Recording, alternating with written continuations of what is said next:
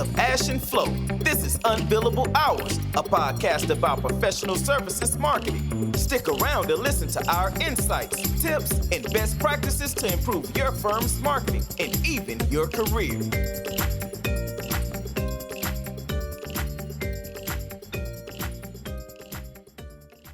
Welcome back to another episode of Unbillable Hours, and this time we have Mark Cowan, who is a friend of the firm and also someone that we worked with in the past. And Flo, this should be an exciting episode because it touches on every element of professional services marketing in a way that we want, right?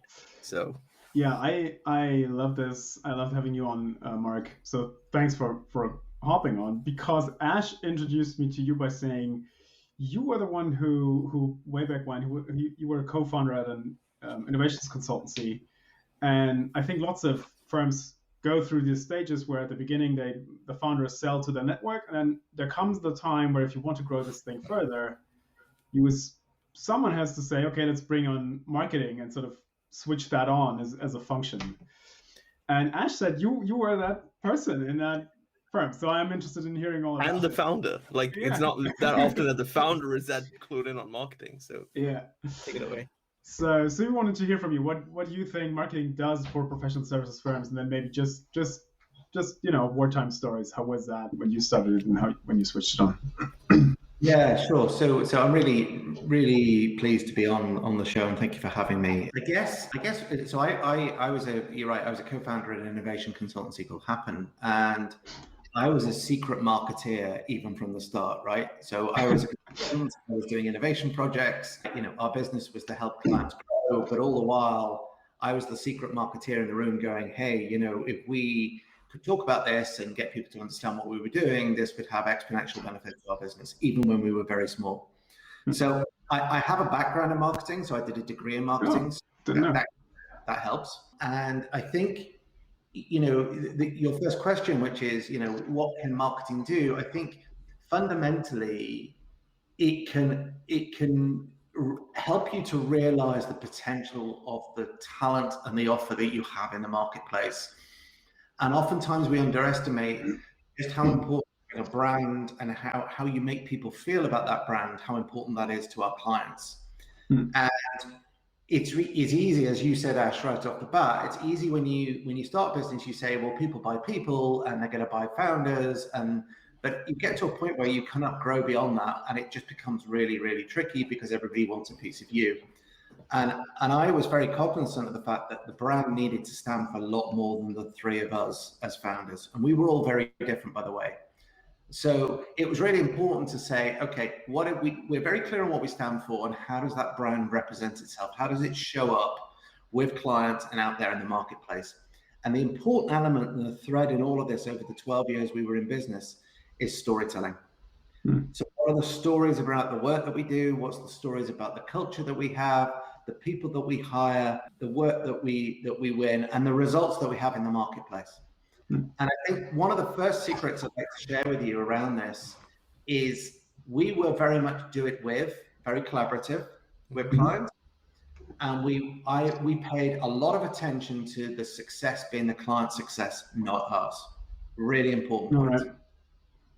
Right. And how does that, in terms of the marketing tactics, how does it inform that? So you send out congratulations for successful projects, or your case studies are all about what these guys did and stuff, versus, hey, we were so smart and cool helping these guys. Yeah, no, it's a good point. So whenever we did a project, we'd always establish what did the project mean to the client and the client's business, but what did it mean to them as an individual? And we wanted to understand actually, well, if we were to be a success in this particular project, where could you go with this? What would it do for your status in the organization? How might it impact your career? Why is it so important to you?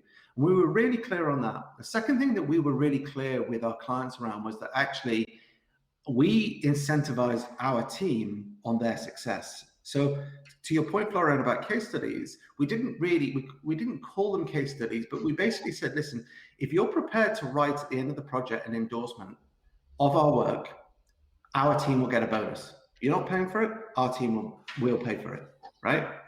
So that changed. That's just great. Yeah. And then, but we went even further because we work in innovation. Innovation is really hard, and the success rates are low. We also said to our clients, listen, if what we work together on launches, our team get a bigger bonus. And then if that product or service is still working in 2 years' time, then they do really well. And that was all funded by us. So we were really clear that it was all about our relationship with clients around outcomes. That's great. Well, so something I really want to touch upon is that a lot of times when we have guests coming in to show, or when we speak to other professional services companies or marketers, they don't necessarily focus on the people aspect. They don't necessarily talk about, hey, we need to celebrate our people. We need to show that the people are the ones driving the success. If you look at the marketing done in some professional services firms, it's all about we are amazing, we are awesome, we are great, but doesn't really mention anything about the people. It's more either like a recruitment pitch or our company does this thing. So what drove you guys to do this human approach, and how successful was it for you in your view? It's a good point. So I don't think, Ash, it was I'd like to say, it's part of our strategy and we thought that one through. We didn't, right? So I think what we realized was that we had a talented bunch of individuals who in their own right were really good at what they did. And we wanted to celebrate that. But it wasn't about celebrating. We were not a firm of sages on the stage, right? Have you heard that phrase, like sages on the stage? We were not like, hey, I've heard it used, SMEs. We were not those people. We were innovators. We worked across sectors. We saw different categories. We understood what was happening in the world. And actually, as individuals, that made them really interesting. And that's what we wanted to celebrate. And because what we wanted clients to think was, if you're working in innovation in milk or cheese, right, there isn't a lot of scope for growth, right? Or new angles. You need people. You need to know you're working with people who are going to look under every rock for a potential opportunity, for a potential angle. So we really wanted to celebrate the people and how they worked and what made that a key to what made innovation worked. So the people with almost like the reason to believe for why our innovation was more successful. Nice. Yeah, I mean, I love this because I run around the town and talk to people, and I did this at a certain very big firm we all happen to work for once all the time. But I think that's one of the most, I'm going to call this untapped sources for differentiation marketing, is to appeal to, and you made reference to this, appeal to the inner motivations of the buyer. Right? You said you look at what motivates them, what does it do for them, these individual actual people, not buying functions, but the person. Yeah. Because consulting firms are they're so solution centric. Like, you have a factual problem, we have a technological solution, so let's shake hands and sell it. And that's, I mean, obviously that's important, but the other things of the internal motivation of the internal drivers, I find that if you can add that to the other layer, it becomes much more effective. So do you have any, so I love that. Do you have any other things, any things you learned, I don't know, stuff that worked really well that happened? Yeah, so, and Ash will know this because thankfully I found a kindred spirit when we met. So I think we did two things, Florian. So we actually, no, let's take a step back. As marketeers and professional services, we did all of the things you'd expect us to do. We did events, we did road shows, we did conferences, we did speaking engagements. We did a ton of stuff, and probably 5% of it was successful, right? So it just, and it takes up a lot of energy when you're doing conferences and you're going, you're doing road shows and seminars and that sort of thing.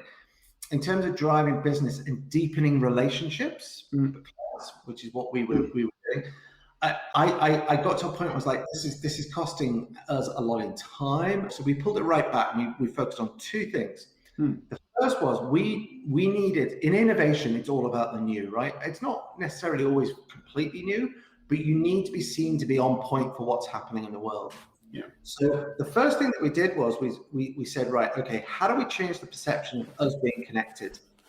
And so what we did was we just developed something which we called Innovation in Action, which was a monthly roundup of all of the cool innovation that was coming out and our point of view on why it would and wouldn't work. Now, nice.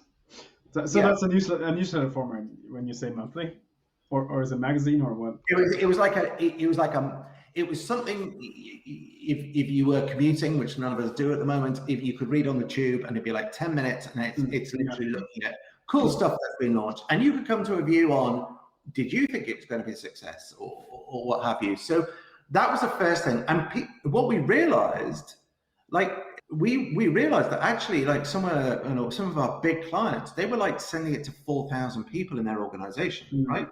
Because it was so easy and it was light touch, and it was not about happen our business. It was about here's our roundup, here's our edit, if you like. It's curated by us. It's once a month. And the other critical thing, coming back to the human element, we got a member of the team on rotation to curate it. So it always had a different spin. Oh, that's also nice. Yeah, yeah, that's really good. But can I ask one question though, because you do the curated thing? I mean, I love these, and then the general objection you get in a more conservative firm is, yeah, but we can do this, but we cannot comment on the innovation effort, so to say. So going that extra mile, sticking a net out and saying, well, we think this won't work, right? That's something consulting firms struggle with, because they have severe fear of missing out, or FOMO, and they never want to piss anyone off, if you excuse my English. So that's a bold move, so many would say you did there, which is probably what makes it work, right? Yeah. So I think maybe I over elaborated the point. I think the point was, it wasn't like this or this, right? Yeah. It was more hey, this is interesting, I wonder how that's going to play out. But we didn't do it because we ended up being bought. But the next stage for me was, we were going to test these ideas. So we were going to, because it's cheap to test stuff, right? So we were going to say, hey, this innovation's just launched. Our point of view is this, but actually the market's saying this. Wonder how it's going to play out. No, nice. So always keeping score. Okay, you're cool, yeah. Right, yeah, like the innovation score. But the second piece, so we're hitting, and remember, we were hitting 2 client audiences. So we're hitting client audiences. That particular innovation action was really targeted at practitioners, right? Yeah. So I'm a practitioner, I work in innovation. These guys at Happen just sent me this. This is really cool. I'll send it around my team. It's a bit of inspo, whatever it may be, right? So we had a practitioner audience of about 4,000 that we regularly connect with. And then we did 2 other things. We did a Circle of Innovators event, which was really about bringing innovators together. But the trick on that one was that actually it was a Chatham House rules, and it was for people to talk about what it's like to be an innovator. But the switch that really made a difference with that was that each time we did it for a year, and it'd be a small group, 10, 15 people. We would invite 3 startups.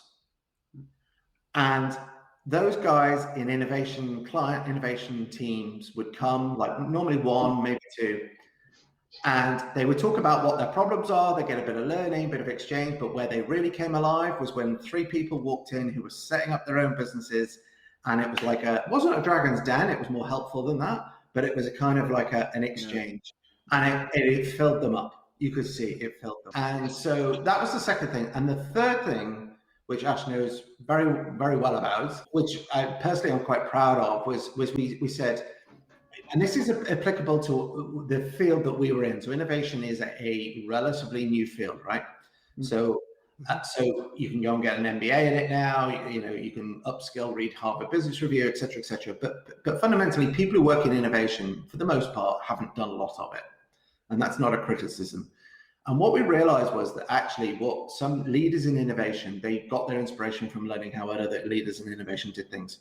And we created this magazine, which was effectively called The Innovator, which was interviewing people who were innovating to share their experiences. And we did it in a really, the thing that made it work, in my point of view, is that it wasn't us doing the interview. It wasn't Happen branded. Of course, it was paid from Happen. We actually got she was the editor of Wired to do the interviews. A bit like you guys are interviewing me today, right? Yeah. So it was completely neutral. It was treated like the copy came back to the person who's interviewed. They got sign off, they got everything. And it was a really, really nice piece on talent or breakthrough, whatever it may be. Yeah. And what we noticed was the LinkedIn shares you get from C-suite are off the charts when they're interviewed. So those were the three probably big things that we did. It's very interesting. You mentioned the careers angle. I'll come back to that, but I actually wanted to ask something. And I just wanted to say that they still live on in some shape or form, and I'm really glad to hear that. And I believe Mark is still involved in it in that way, and it's great to see this continue on. That's all. Yeah. But Flo, you go ahead with your question. Yeah, I just wanted to it's not even a question. I wanted to throw this in because you're the second person to talk to me about this week, Mark, because I heard someone else say who does a podcast for a consulting company in Germany. Right. And they deliberately took the decision to not make it about like their client's business, but they go and they do sort of career story interviews. Like this very thing, like how did you get here? What were the challenges and blah, blah. And he said it's fascinating because there's a huge audience for it. People are interested. It's very relaxed conversations. And what they told me, and this is very tactical, but the guests enjoy the conversation so much because they get to talk about themselves, to be blunt, all the time, that he said he struck gold with sort of the machine is feeding itself, because he just at the end of the interview he asked, that's interesting, who else from your field should we be talking to? And he said he gets like they have like a queue of referrals for interviews just for that, because people want to come on and talk about their careers, and that then in turn is interesting for people like 2 layers down in the corporate hierarchy who aspire to get to that position. So I thought it's just interesting. The second one mentioning the career angle may be even more interesting than the educational business problem, blah, blah. So yeah, that's I can see that working. And here's just an angle on that, and this is just a pet thing for me. I think given we've been in a vacuum of knowledge exchange for the last 18 months, the appetite for that is exponentially gone up. Yeah. All right. No, that's a good one. Did you mention a few things that didn't work? So you killed the trade shows and you killed the speaking we stuff. Those, and the ones where you're on a platform with a load of other people, and most people in the audience are there because they want a day off, and this is the old world now. I think we spent a lot of money early on PR. I wasted a lot of money early on for innovation. Not unlike professional services consulting, most of it is confidential. So you're talking about perspectives and points of view, but you can't necessarily when stuff launches you can talk about it, but not until then. So yeah, I think what we did invest in marketing people, so a marketing manager, strategy, and a budget, and those sorts of things. Yeah. And maybe the other things that we did was that we didn't make it the preserve of all the founders, and it's very clear that everybody has to be on message. Right. Nice. Taking notes here. Yeah. So one thing we definitely want to, highlight here is that because you had a head glued in on marketing, it kind of really helped like the firm develop its marketing strategy, and it carries on and it lives on. So what would you give what would you recommend or say as an advice to someone who is trying to get into that? Or more importantly, how did you end up building that kind of marketing function? That's a key question here. Right. So it's a really interesting question. So let's start with mindset, right? So if the marketeers that joined us and worked with us, we wanted people to be off the scale curious about what we did and how we did it and how it worked, right? So that's really important. So you're looking for people who have an innate curiosity. The second thing I think, and I definitely believe this in our field, the field that we're talking about today, professional services, it is formulaic. So I think and it doesn't have to be the preserve of the marketing manager or the marketeer, but look at everything as a potential asset. Every single, we've just done this project. What could it mean? What are the links? And spend the time, thinking about, well, hey, if we did it in this way, or if we looked at the project through this lens or that lens, not necessarily always as a consultant, then I think you can. I was always a big believer of how can we rinse the value out of everything that we're creating collateral capital around. So that's really important. So the talent in terms of the curiosity, embrace what we do, engage and infuse consultants in the work that they do. The other thing that we did was we equipped everybody in the business to be storytellers. Now, different grades of storytelling for sure, because not everybody is a natural storyteller, but we wanted everybody to be able to have the essence. We trained people, I've trained a lot of people in storytelling, of what are the key elements that make great stories. And then, so why was that so important? So you'd have consultants working away doing projects, and if they knew what the elements were that made their project a great story, then they could bring it to the marketeer. Yeah, interesting. Which it's funny that you say you taught your folks at Happen. I often go to and learn from when it goes to storytelling. I'm a bit of a nerd in that myself. I don't know. I always find myself learning stuff from people who do innovation, product design, other elements of design, because it's so ingrained in the disciplines over there. It's really interesting. It's really helpful. It's interesting that you say you had to tell them storytelling. I always have designers and innovation engineers and stuff parked as they get trained in this, not for the purpose of marketing stuff, but more for it's part of the discipline of figuring out stuff and finding ideas and things. But can I ask a follow-up question? Because you mentioned storytelling a couple of times, but you also said everybody had to be on message. So how did you, can I ask a bit about what messaging work did you do and how did it come about for having a company? And by the way, I didn't have sort of a set of brand guidelines like you might find in some professional services firms, right? So, but what we did say, and funny enough, I used to joke with one of my fellow founders, because he had his own personality and profile outside of our business that had its own following. And I said, as long as that we are absolutely communicating that we create value in everything that we do, then I'm pretty much comfortable with the marketing that we might entertain.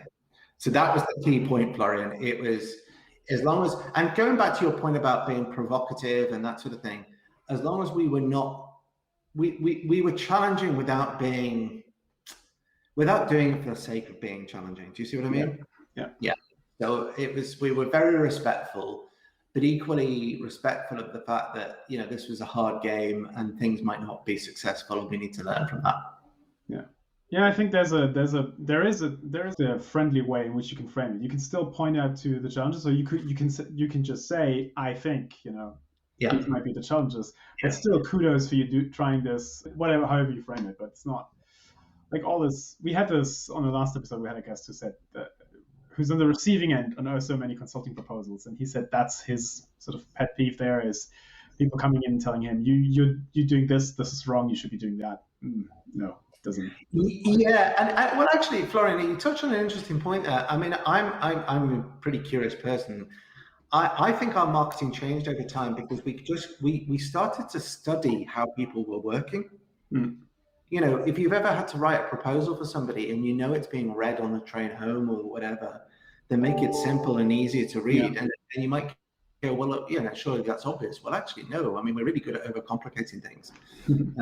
And sometimes, I think in the innovation and action, it was literally, we'd say, this is 10 minutes, it should be fun, off you go. And we just didn't make it complicated. So I think paying attention to our clients' lives and how they're evolving is really important.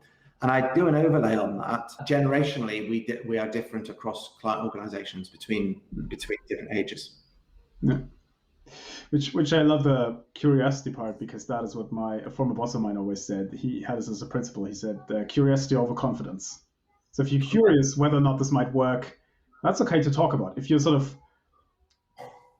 faking confidence and saying, I don't think this will, that is where the negativity sort of creeps in. But if you're just curious to see how it'll end, you can bring an opinion on that. Right. No, I love that. And I love the people centricity of what you're talking about. I think, Flo, we are almost out of time, but I do want to have a question. So how do you find, you guys ran an innovation consultancy and it had it had a really good reach and everything. So how do you find the big firm versus the kind of firm that you've done, the way the marketing machine works, and what do you want these larger firms to start doing so that you can still run this kind of amazing marketing kind of program there, because our audience is often the much larger firms? You said this was the last question, and we only had a little bit of time. No, we have time, but please go ahead. A short history of the universe on 2 pages. Right. Wow. I'll just throw a few things out, right? Because I don't have the answer. I don't have a well-formulated point of view because I'm not connected directly to marketing now like I used to be. I think what I have noticed is that we in our professional services world seize on big themes and say the big theme is this, so it could be change, or it could be sustainability, or it could be, it could be purpose or whatever. And then we create lots of campaigns, which are frankly, it is the equivalent of being hit by a load of advertising messages if you're walking through an airport or something. It's just like this. And I know a lot of effort and time and money and resource goes into that, but I think sometimes the times where I've seen marketing work well, where I work currently, is where actually somebody's turned up to a meeting with a nugget, a piece of insight that doesn't have to have come from them, by the way. And I think that's something we have to remember as marketeers. We're there to support others in the function of telling the story and persuading people to buy from us, right? But they've turned up with a piece of insight that has just made the client go, I'd have never thought of that, or isn't that interesting, or what does that mean, or I'd like to know more. And that I'd like to know more, that's what we should be aiming for, not here is the answer and it's beautifully packaged and it looks great and we've spent a lot on marketing and the branding and everything else. It's the, you know what, you spend time with these guys, you'll have a different conversation. Yeah. So essentially, Flo, it goes back to what we said about spending time with the client actually helps marketers. And Mark, thanks for illustrating that thing that we've been actually discussing. We have this theory that's missing from the picture, right? Marketing is so removed from the business development and even the servicing part, and that there's practically no insight. And I'll apologize to all the tech platform vendors, but no dashboard in the world is going to give, you don't get real insight from looking at your Google Analytics charts all day. So having those conversations is what needs to happen. Yeah, and that's when it gets interesting. Yeah. All right, so I think we're at the mark for at least this session. So Ash, if I'll just thank you for bringing Mark on, and of course, Mark, thanks for spending the time sharing the points there. And if you don't have anything to add, I'm gonna stop the recording here.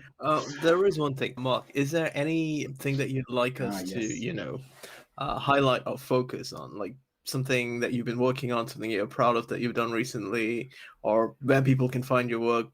We obviously put it in the show notes, but you can also let us know. Well, it dates back to Happen Times, Ash. So I think, the innovation and action, the innovator, the interviews that you can find on my LinkedIn. There's